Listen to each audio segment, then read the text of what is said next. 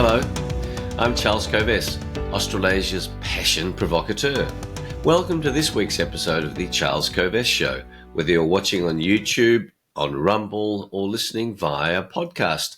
This is episode 156 of these weekly shows, and I'm recording it on the midway point between Christmas 2022 and Christmas 2023. It's the 25th of June. In this week's episode, I consider the problem and challenge of getting up in the morning. It's hard to get out of bed. Bed is so warm and lovely and comfortable and easy to stay in. So, why should you bother? Why not just stay in bed and let the world go by? This is where the power of the purpose and meaning of your life becomes clear. When you decide what your purpose is, getting out of bed becomes much easier. In this episode, I give you 11 specific examples of what the purpose of your life could be. And I share 5 huge benefits for you of deciding what your purpose is. I'm confident there are important resources in this show for you. The format for the show is that I share today's big idea. I share 6 resources that will help you implement today's big idea. I review some key happenings during the week. And then in the last part of the show, I go through the background of me and the foundational principles for the show. And those who are regular viewers and listeners can skip that last part. But newer viewers and listeners will get benefit from that last portion. So let's get into today's big idea. What's the purpose of human life? What's the purpose of your life? Why bother striving and learning and doing difficult things? The problem is there are no broadly or universally agreed answers to these questions. So you need to decide for yourself. You need to choose.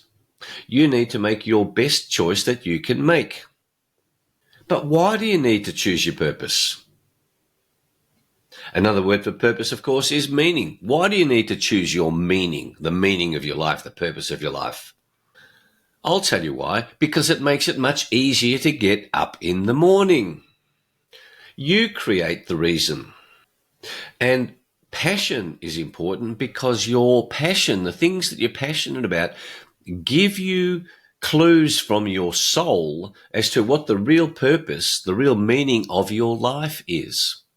So understanding what your passion is, the things that you might have fleeting passions for it, you might have suppressed it.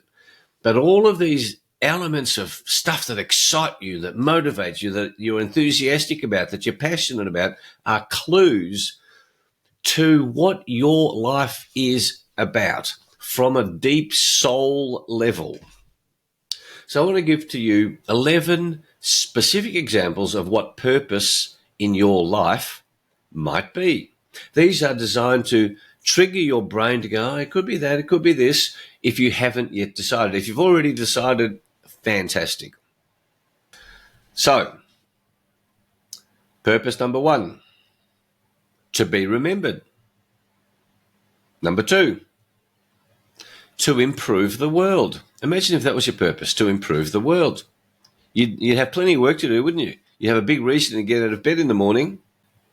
Third one, to ensure the survival of the human race. Now, we've got all these threats of war going on, so your purpose might be to ensure the survival of the human race, or you might think that we need to make more babies because in every rich country on the planet, what I call level 4 wealth, levels 1, 2, 3, and 4, is not just rich or poor, but the 24 OECD countries, their population is reducing. Are you aware of that? We don't have an overpopulation problem. We're having a population reduction problem. So if your purpose is to ensure the survival of the human race, well, you might become a useful sex maniac and go and make as many children as possible. In fact, Julie and I were at a function last night, and we saw a young couple come in with 10 children. 10. And I reckon the oldest child was about 13. It was amazing. And they were so beautifully behaved. We were at a social function for the Hungarian community. It was an amazing sight. So clearly that couple have decided that their purpose is to ensure the survival of the human race. That was a joke. The next purpose is to learn and grow. And to be really clear with you, I've decided that's the purpose of my life, to learn and grow. I'm on this planet to learn and grow. And so everything serves my purpose. When good happens, when bad happens, I can learn and grow from all of that. Next one, to discover why we are here. Isn't that a great purpose? To try to work out what the purpose is. That's worth fighting for and waking up in the morning. The sixth purpose might simply be to survive. To survive. You might have had background in life or the circumstances in which you are now. It might be, I want to survive. I don't know why, but that's my purpose. I want to survive. The next one could be a very self-absorbed one, to satisfy my needs and wants. And so you're lying in bed and you say, I want to satisfy my needs and wants. You could become an amazing man, able to fulfill all of your needs and wants. Some might say, well, that's self-conscious, but in doing so, there will be precessional effects of what you are doing while you're pursuing your purpose. Next one, to improve circumstances for children of the world. I'm horrified, for example, at the child trafficking that's going on the planet. If that horrifies you, maybe listening to this show galvanizes you to say, I will make that my purpose, to improve circumstances for children of the world. The future of the world, the future of humanity depends on children. And over 10 million each year are trafficked globally. This is a horrific state of affairs. And there are people in high places, I believe, who benefit from this child trafficking caper. The next purpose could be to understand myself. We are so complicated. You could make your purpose to understand myself. You wake up every morning and say, what on earth is going on inside me? That can be a lifelong exercise. The next purpose could be to become all that I'm capable of becoming. You might make that your purpose and say, gosh, what am I capable of becoming? What can I make of myself? And the last one of the 11, to protect the environment. You might decide that your purpose is to protect the environment. With all of the conversation around the environment, I've talked before, there's soil emergency, there is waste emergency, there's no climate emergency, but we have incredibly chemicalized soils in the Western world because of the industrial military complex based in the USA. The chemicalization of soil is a disaster for the soil, is indeed a soil emergency. We have a waste emergency, all the plastic. So you might say, my purpose is to protect the environment. That's a nice game worth playing. I'll give you another purpose. Drink more coffee. You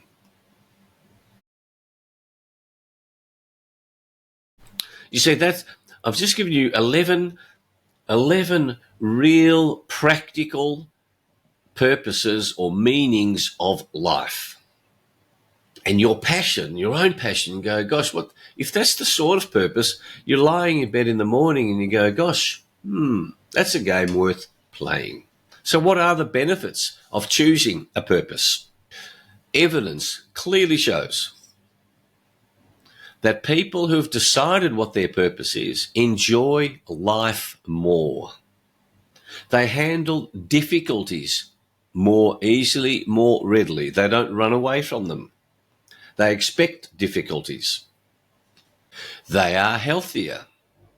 And health is a balance of mental, physical, and spiritual elements. They are wiser. Why are they wiser?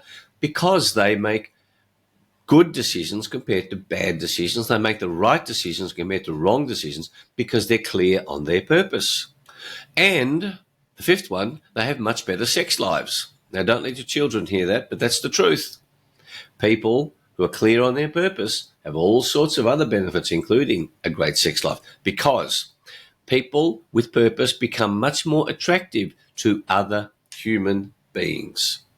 So I urge you, decide your purpose. Have the courage to choose. Find the courage to choose. Look at all of your passions in life to date and say, what's the pattern from those passions that help me find purpose? You can change your purpose. This is not cast in black and white, but do some pretty concentrated meditation on this, but you can change. If you find you've made the wrong decision, then you can change. How do you know you've made the right decision? You'll soon know, because you'll find it much easier to get up in the morning. That's the test. The quality of your choice is determined by the ease of getting up in the morning to pursue your passion. Try it. So, let me give you some resources. The book I've mentioned before, but it's in many episodes ago, is Viktor Frankl's famous book, Man's Search for Meaning, written in 1947 after he, as a psychologist, he was Jewish. He was in a Nazi prisoner of war camp, and he saw that people who had meaning were much more able to survive than those who had no meaning. My song, very relevant song for this topic, Alfie. What's it all about, Alfie? Is it just for the moment we live? What's it all about when you sort it out, Alfie? Are we meant to take more than we give? Or are we meant to be kind? And if only fools are kind, Alfie, then I guess it's wise to be cruel. And if life belongs only to the strong, Alfie, what would you lend on an old golden rule? And then the last verse goes, I believe in love, Alfie. Without true love, we just exist, Alfie. Until you find the love you've missed, you're nothing, Alfie. So that is the bonus purpose. You see, one of the potentials for the purpose of your life is indeed to just love. And just imagine if you woke up in the morning and you say, my purpose is to love. How would that be for your life? My health tip is a reminder to do your tests. And one of them would be, for example, for fluoride. If the water you drink is fluoridated, test your fluoride levels in your body. Test heavy metals in your body. These tests are readily available, and what is becoming more and more apparent because of the environment that we live in, there's more and more toxicity. And you might think you've got a disease, but actually you're being poisoned. Quite an interesting distinction, where toxicity causes very similar problems to disease. Indeed, much disease is toxicity. And so testing your body, it's my view that we have to do more and more regular testing to see what's happening, to get the raw numbers on certain toxic materials in our bodies. My spiritual tip is to meditate over your life, look back on your life and discover times when it was very easy for you to get out of bed. That's a clue to what you're passionate about. That's a clue to your purpose. My quote, I don't know where I got this quote, but I love it. Life is what you make it. Make it beautiful. Life is what you make it. Make it beautiful. And I have a spot of humour on the meaning of life for you. You see, it's all about God. I believe in God. On the first day, God created the dog and said, sit all day by the door and bark at anyone who comes in. For this, I'll give you a lifespan of 20 years. The dog said, that's a long time to be barking. How about only 10 years and I'll give you back the other 10? So God agreed. On the second day, God created the monkey and said, entertain people, do tricks and make them laugh. For this, I'll give you a 20-year lifespan. The monkey said, monkey tricks for 20 years? That's a pretty long time to perform. How about I give you back 10 like the dog did? So God agreed. On the third day, God created the cow and said, you must go into the field with the farmer all day long and suffer under the sun, have calves and give milk to support the farmer's family. For this, I'll give you the lifespan of 60 years. The cow said, that's kind of a tough life. You want me to live for 60? How about 20 and I'll give you back the other 40? And God agreed again. On the fourth day, God created humans and said, eat, sleep, play, marry, and enjoy your life. For this, I'll give you 20 years. But the human said, only 20 years? Could you possibly give me my 20? The 40 the cow gave back, the 10 the monkey gave back, and the 10 the dog gave back. That makes 80, okay? Okay, said God, you asked for it. So that's why for our first 20 years, we eat, sleep, play, and enjoy ourselves. For the next 40 years, we slave in the sun to support our family. For the next 10 years, we do monkey tricks to entertain the grandchildren. And for the last 10 years, we sit on the front porch and bark at everyone. Life has now been explained to you. I think that's very clever. I got one other spot of humour. What do you call a dinosaur who contemplates the meaning of life? A philosophosaurus. There you are. All right, lastly, I've got to share this with you. I found the meaning of life. It's on page 937 in the dictionary between the words lie and lifeboat. There it is. So I hope today's big idea provokes you to think big, to help you make a positive, beneficial difference to your life. A life that I believe is meant to be all that you're capable of making it. My aim for the show is to inspire you, provoke you, educate you, motivate you to discover the type of life that you want to live, to raise your self-awareness about your purpose, about your meaning. I invite you to subscribe to this show either on YouTube, on Rumble, podcast. Share it with your family and friends and work colleagues. Visit our websites, covest.com, charlescovest.com. You can find out about the Self-Awareness and Passion Quest, and my books, Passionate People Produce and Passionate Performance, are available on both of those websites. Now, let's review some key happenings over the course of the past week. On TNT Radio, on my show yesterday, on TNTRadio.Live, I interviewed a wonderful independent researcher, Elizabeth Hart, and she has been doing some fantastic research. Started off in 2008 on discovering why her dogs got unwell after pet vaccines, and she discovered the huge over-vaccination of pets. There's the need for pets to be vaccinated is very limited, and many health professionals are seeing that there's very little value in many pet vaccines. And then that led to other issues, and Elizabeth's conversation was most enlightening. She's been putting pressure on the Australian government to justify why they've done what they've done. And the interesting thing is governments, bureaucrats and government ministers refuse to answer. And my question to you, a rhetorical question, what should we be doing about public servants, be they politicians or bureaucrats, who don't serve the public? I think we need to do something about it. I think it's a serious problem that we write to these politicians and bureaucrats and they ignore us if the questions are too difficult. We have a serious problem in democracy, everybody. We have to push back against the behaviour of these bureaucrats and politicians. The Australian constitutional proposed change called The Voice. I am implacably opposed to it. I vote no on the same basis as Senator Jacinta Price, Aboriginal, Warren Mundine, Aboriginal, say vote no. I cannot see any possible way this makes life better for Aborigines. And the fact that I choose to vote no, I urge you to speak up and say no. And when somebody accuses me of being a racist, I consider that person to be a fool, because that's such a foolish comment designed to shut me down, designed to shut you down. Just, you call that person a fool, you call that or think of that person a fool, just ignore what they say.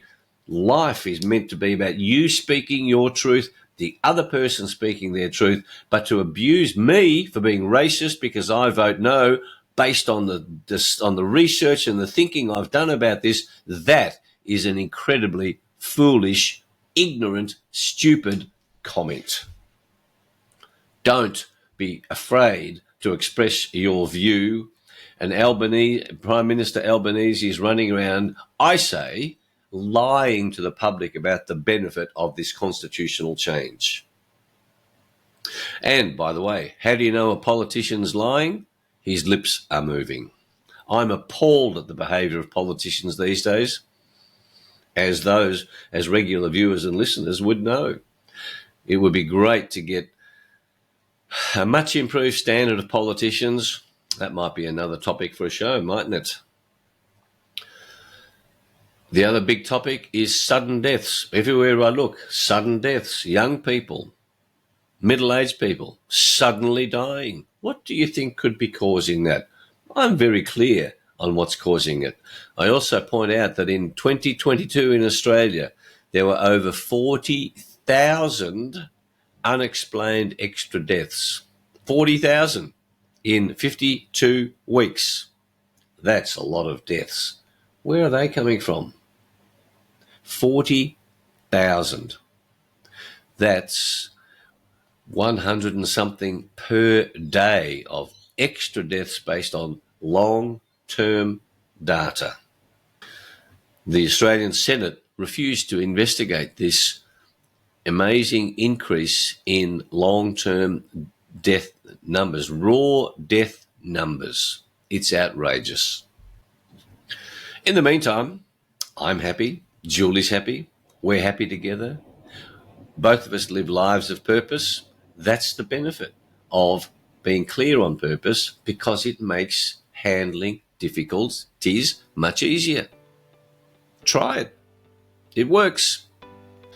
So, if you're new to the show, stick around to discover the foundational principles of the show and some more background about me. Thanks for watching and listening. Until next week, may your week be full of passion, full of insight, full of increasing self-awareness, and a state of mind that enables you to embrace the challenges and the difficulties so you continually learn and grow and develop and become who you want to be. Thanks for being with us. See you next week. Bye.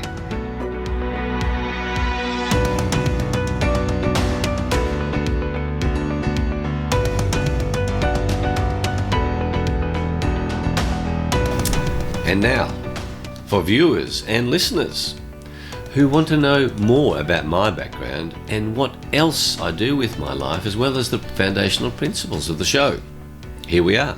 Since 1993, when I left my legal career, a career that I love, to become Australasia's passion provocateur, I have inspired and provoked and educated and motivated people all over the world to discover and pursue their passion. I have helped people via the books that I've written, via speeches at conferences, via in-depth team building programs, workshops over 1, 2 or 3 days, or over 3 months, 6 months. And I've coached people of all ages, one-on-one, from small, medium and large enterprises, government enterprises, helping them to identify the often tiny changes that can make a massive difference. One of my core principles is that freedom is what makes us truly human.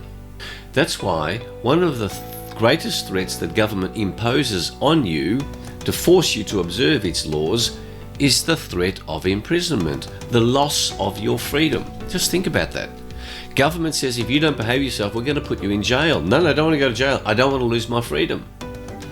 That's a reminder to you of why freedom is so important. Without freedom, you and I are not much different to animals. If you were locked up in a cage for the rest of your life, how different would you be to an animal? This commitment to fighting for freedoms for all people is carried out by me primarily through 5 channels. Number 1, preserving the freedom to pursue your passion. Number 2, inspiring you to be able to be free through excellent health. Number 3, helping preserve freedom throughout the world through the expansion of industrial hemp a magnificent agricultural crop, an almost miraculous crop that enables every community to thrive independently of government. In this way, the power of government to take away freedom is minimized. Number 4, fighting for freedom through legal strategies. So I do work as a legal strategy consultant, as an interface between clients and their lawyers.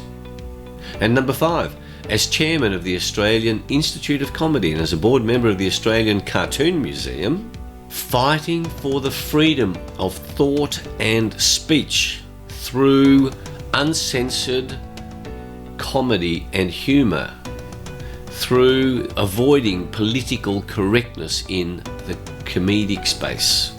When you block freedom of speech, freedom of thought, that's the beginning of the end of your freedoms. The foundational principles for the Charles Covess Show are founded on the formula SA plus P equals S. Your self-awareness added to your passion will guarantee that you are successful. And the best definition of success I have found in life is that success is the progressive realization of your worthy ideals. The progressive realization of your worthy ideals. This show is also guided by Socrates' famous principle and quote, "The unexamined life is not worth living." You can see I'm wearing my red jacket. I wear my red jacket for all my shows. Red is the colour of passion, so that when you see me on the YouTube version, it reminds you that when you see red in your life, you ask yourself the question, am I pursuing my passion? What am I passionate about? Am I still passionate about that? What might I newly be passionate about? Each week I explore one big idea that can change your life. And it's just one big idea because there's a chance you will remember it. If I give you too many ideas, then we get confused and we don't do anything. Clarity leads to power. Confusion kills passion.